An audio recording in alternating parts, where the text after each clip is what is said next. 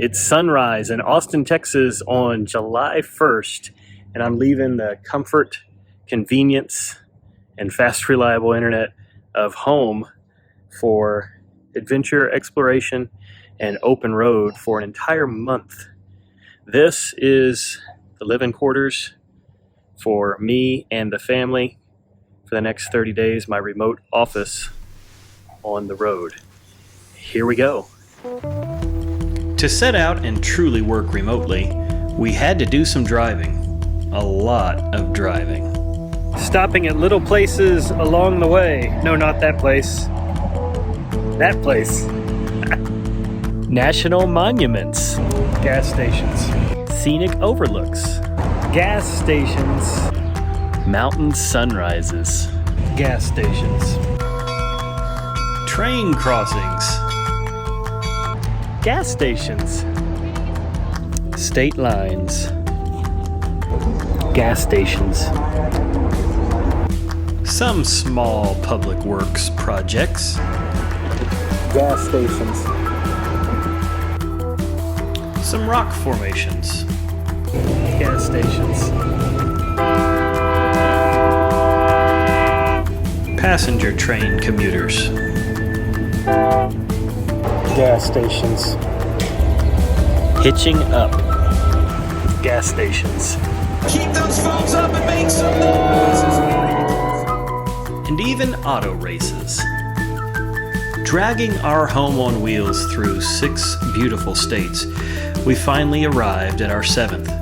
So we lit a campfire and prepared for day 1 of working remotely. I get my first real test of working remotely on the road. I used a website called Campendium.com to do all of my planning. It's a great website that tells where you've got great internet access at places to stay. And so we'll see how accurate it is during the day today. Electricity and internet are the 2 items that I need the very most when working remotely.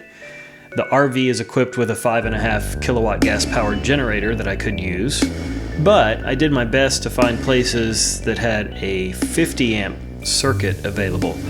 I kept my laptop powered all day and used my Jabra noise-canceling headset with a Logitech Brio camera. Day 1 is in the books, and I didn't have any complaints about video or audio quality on any of my Zoom calls. And I think the reason for that is that antenna that's right behind me there. That is a Starlink antenna, which is an amazing new service by SpaceX that I'm hopeful that I'll get one of those units, those antennas for myself so I can mount it to my RV. Internet availability is the #1 question I get from people asking about this setup. I mentioned Campendium being a great resource to assess how successful people are in accessing either Wi-Fi or cellular data through one of the 3 major carriers here in the US. But I have a couple of options for connectivity. So I've got it stored in a cabinet up here, but it's just a cell phone. I've actually run an iPhone 12 Pro inside my cabinet, and it's stuck on the personal hotspot screen. That is then tethered to way up in the top as a travel router, and that travel router broadcasts an access point for everything that's running internet here inside the RV and any devices that I choose to use and hop on that network. I saw a couple of travelers with these external antennas connected to a dedicated cellular modem. It's a pretty hefty investment, but appears to work marginally better than my simple hotspot. As you saw, I used the latest iPhone as my cellular internet gateway, as it has the most up-to-date cellular modem that allows for connectivity on new cellular radio frequency bands.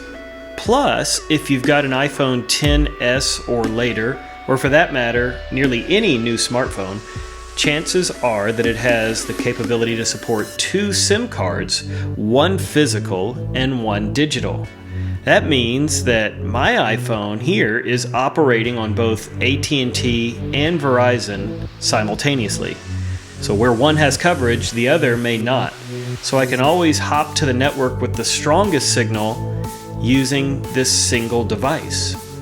It worked really well for me as we traveled from park to park, again, keeping in mind that I scoped out places with great cellular connectivity. As our month-long journey drew to a close, I took some time off to make the long commute southeastward back to our brick-and-mortar home in Texas because participating in Zoom calls while driving down the road is a bad idea.